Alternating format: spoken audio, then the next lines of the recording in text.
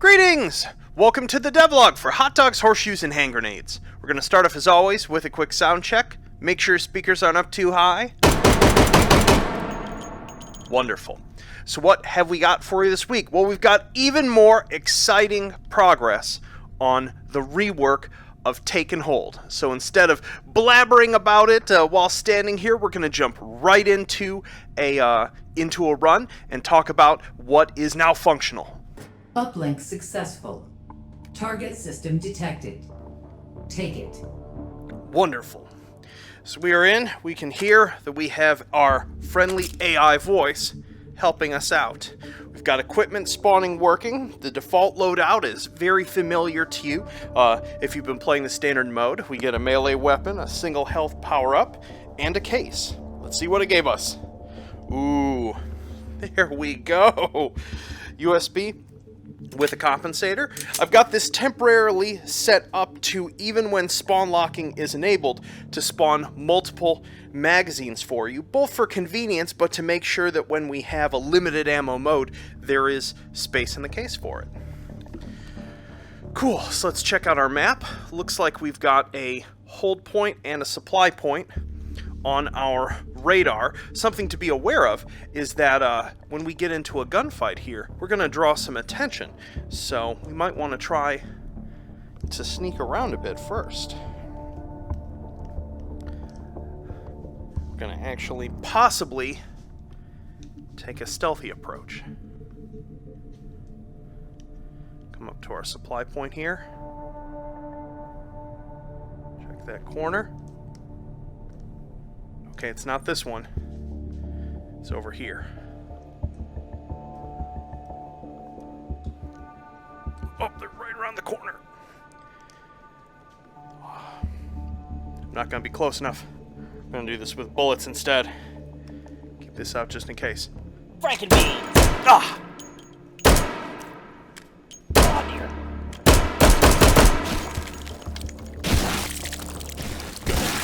Whew. Down. We can see on our radar, we have attracted some attention, but if we remain quiet, they should turn around. They'll only come all the way here if we keep making noise. So here we have the object constructor. This is how you're going to be getting further equipment after the beginning of the match. I have this temporarily set up to start me with a larger number of tokens than you'll be starting with. I'm probably going to have you start with 3 at the beginning, and we can see we have to pick from here. We can get another health wiener, we can get a melee weapon, or we can get a small case. Small cases are super randomized. It's pretty much anything that can show up in there, so they're a bit more of like a slot machine type thing where you might get something that would normally only cost 1 token, or you might get something that would cost 5. So let's pick that. And of course, I would get a teeny pocket pistol. I swear, every time I demo, the Proc Gen is here to mess with me. So I guess we'll just get ourselves another health wiener. Moving on. Now, in addition to the supply point and the hold point that you see on the radar, there is between 1 and 3 other supply points that are active on the map, but they don't show up automatically. You have to get within a certain range to get them. I'm not going to go hunting for it right now. We'll see if we run into it. Sometimes you can get clued into where it is if you start a gunfight somewhere and you see enemies coming from another direction. They may have come from another supply point. Up on this corner. Okay, they're in a room.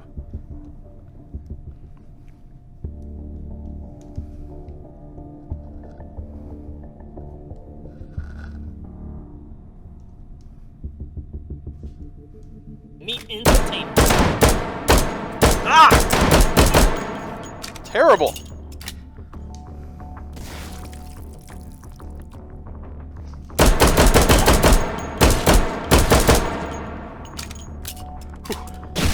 There we have it. Cool, let's grab ourselves their spare Sosa guns, and let's start ourselves a hold.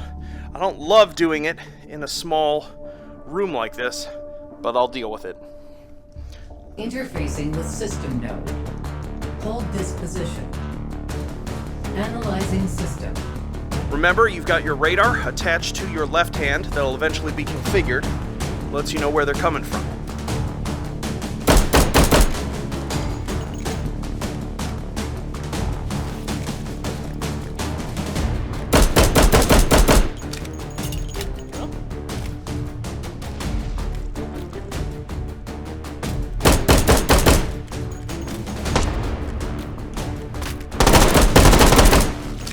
Static encryption detected. Neutralize it.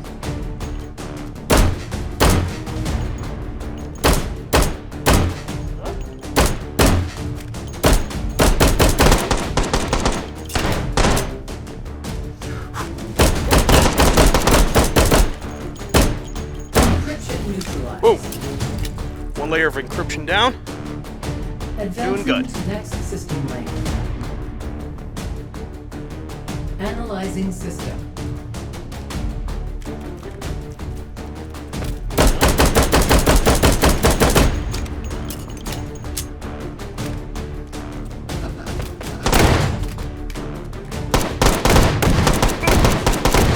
Did not know they were there.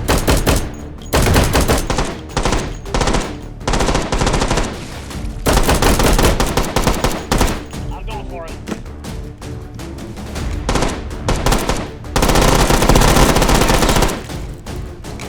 That is why it's good to pick up Sosa guns. Lo and behold.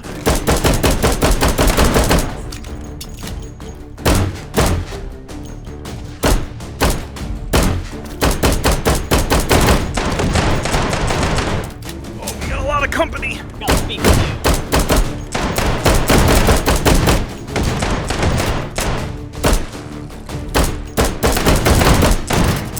Oh, they broke my cover.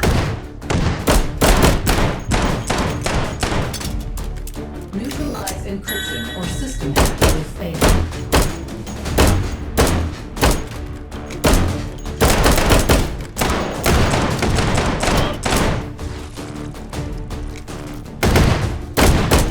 System on verge of failure. Encryption neutralized. Why me? Hold successful. Data Whew. extracted. Got him. 3 override tokens found. Wonderful. Advance So we've to next completed our system hold. node and take it. We've completed our hold. We've gotten several override tokens from it, and a new hold and a supply point has been generated. Let's go ahead and run over to that supply point.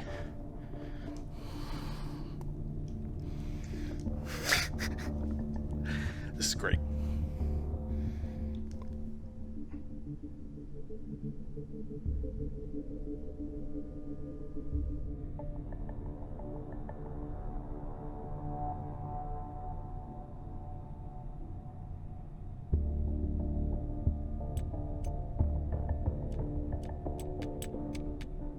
Double down.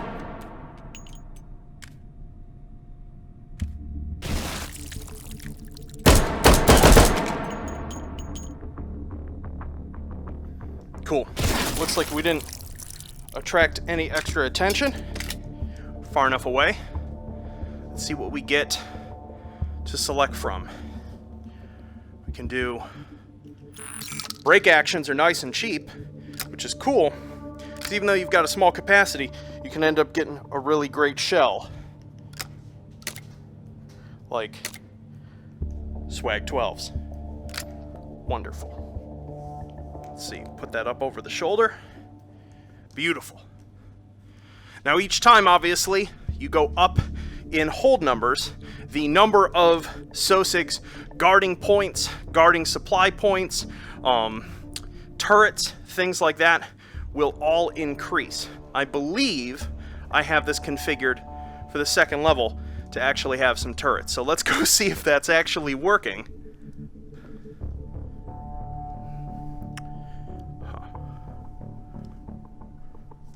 I'm seeing some scattered enemies on the map, which means we might have... Oh goodness. Some sauce. I was gonna say we might have a supply point an extra one that doesn't show up on the map yet.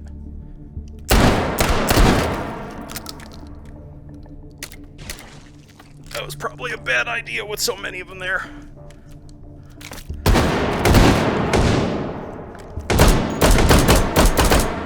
Oh, that is a turret right there.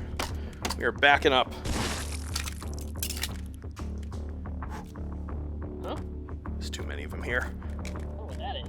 We should disengage and come around at a different angle.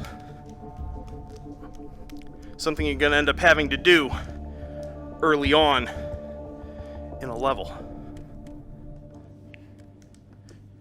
Yeah, because we got a group over there. We got a group. Coming right up. Oh, they're still in the hall.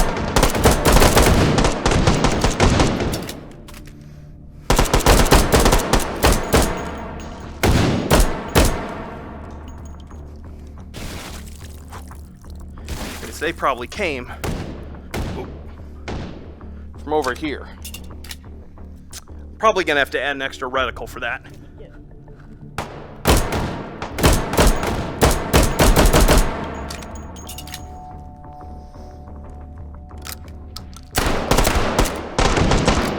Bothered me.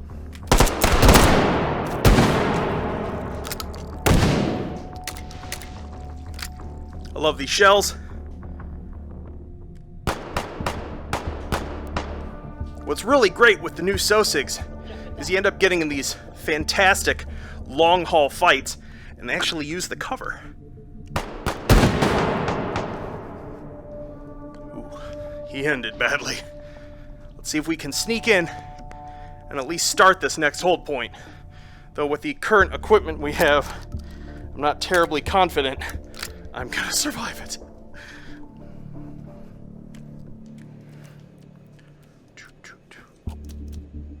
Oh, he didn't see me.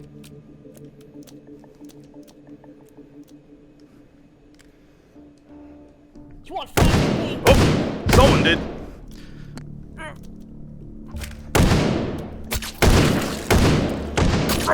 Yeah, breaking. Interfacing with system node. Whew.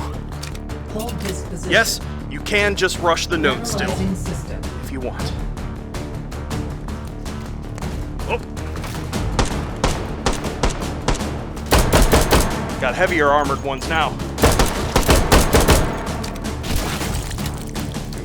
Scout.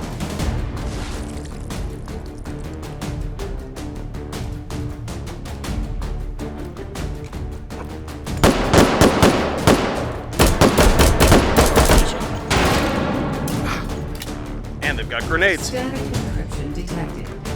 Neutralizing.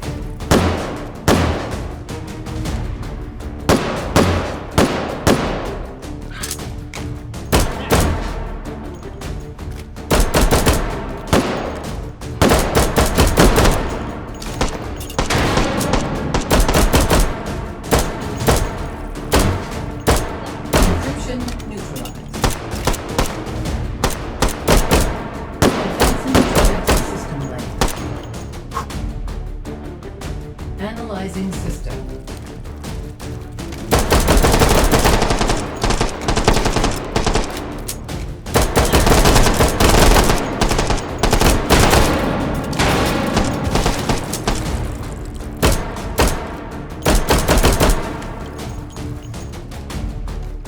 Perfect.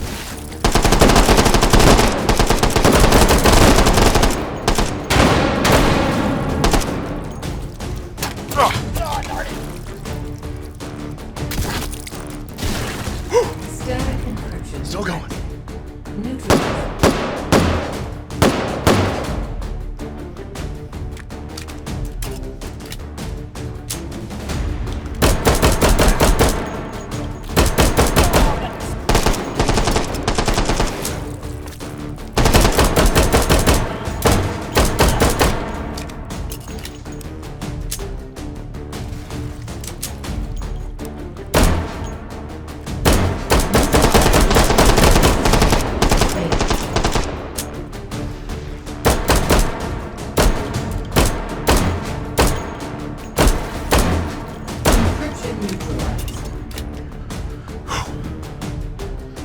Advancing to next system layer. Analyzing system.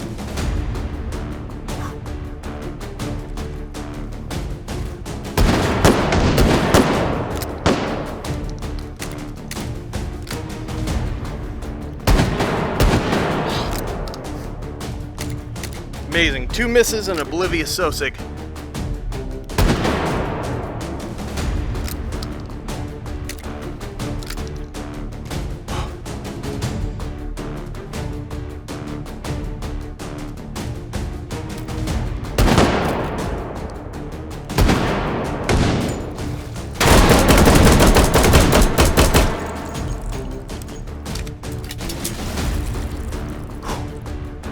Need more good cover here.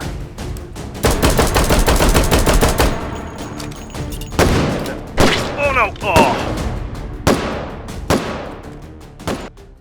Yo! So if you're wondering, like, what was I doing there right at the end? The cover regenerates if it gets destroyed. In that case, I was trying to just go ahead and bring down a piece or two of cover in between waves spawning so that I could possibly get sort of like better regenerated cover for the next wave. But obviously I did not actually have enough time to do that or a powerful enough weapon. I'd done it in the past in testing with a FAL because you can tear down the cover, and was not thinking there for a moment that a 45 is not the right weapon to try to do that inside of like 5 seconds. Anywho, I hope y'all find the sort of new gameplay footage exciting. I'm not quite ready to push this in an alpha. I need 1 more week. Right now it doesn't auto reset and the scene doesn't clean up, so it very, very quickly becomes a performance nightmare. I had originally been trying to get it ready for today, but it's that whole loot system working was a little more challenging than I expected. So yeah, whew, little tired at the moment. But yeah, in terms of where the sort of next systems that need to go in are, I need to get patrols functioning. Like right now, there's sort of static groups of Sosigs that spawn in several points of the level. But what I'd like to, for one, do is make it that for each point, a certain number of those Sosigs will always stay with the point instead of going out to investigate sounds that they hear. And then in addition to that, I want to make a sort of patrol group that gets spawned that probably either goes sort of back and forth down sort of the main corridors or does sort of like a loop around to the level. I'm still figuring out exactly how long I want that patrol system to be. But yeah, and then from there, in a big way, it's about just like adding in all of the loot content is pretty much in. I've defined all of the spawn tables of all the types of loot that I can use for various characters and progressions and difficulties. I still need to design a good sort of difficulty progression. Like right now, I'm finding that with the way the Sosigs work, that most of my sort of preconceptions about what was going to be difficult to fight and what wasn't and where that was going to sit have been wrong. I keep getting surprised. They're so much more nuanced and unpredictable of an enemy compared to the Mark IIs. The way they sort of fight, that a smaller number of them is significantly more dangerous.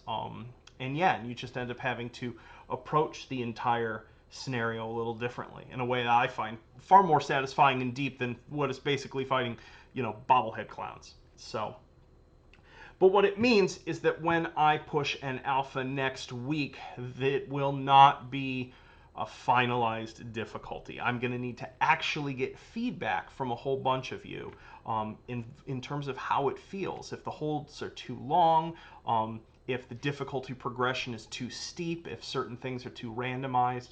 So basically, next Friday, there'll be a first sort of alpha, and that'll begin the process where I'm primarily looking for sort of gameplay balance and difficulty feedback from everyone. So yeah. In addition to that, I wanted to address a concern that I've heard a couple people make, which is that they enjoy the sort of relative difficulty of the current Taken Hold, and that the new stuff that I've shown is a little too high energy, a little too intense, and difficult for what they prefer in terms of yeah, in terms of a play experience. So the way that this mode's going to work is that there's going to be sort of universal options, a couple of which will attenuate difficulty. Things like whether spawn locking is enabled and how much health you start in. There will then be character loadouts that you take, some of which will be engineered around a chiller experience. So one of them, I think I have it in my list, is Chillaxin Clarence, will have essentially some internal mutators that make elements of the gameplay more like the classic, meaning that like Sosigs will go down far easier. Difficulty-wise, their reaction times will be a little bit slower, but still enough so that there's some healthy challenge there, but it isn't quite so tense all the time. So, because I want to make sure that I'm accommodating the folks that just want to, like, I want to pick a big machine gun up, I want to sort of casually go through the level and not be too challenged, but still, you know, have some counter pressure to, you know, messing up, all the way up to some of the, like, nutty competitive players who are like, you have to tie your legs together and you can only use the Quackenbush 22, and if you don't finish in 7 minutes you lose, or whatever their wild house rules of the week are this week. So, but I want to try to accommodate as much of that range as possible, so never fear if in watching this gameplay, if you feel it either looks too easy or too hard, it's going to move in both directions in terms of how it can be configured. That's part of the whole point of this rebuild, is to make this mode highly configurable. So, anywho, and far better designed, hopefully. Well, I hope you all have a wonderful weekend, and I will see you next week with more footage and an alpha for you to play. Take care. Peace.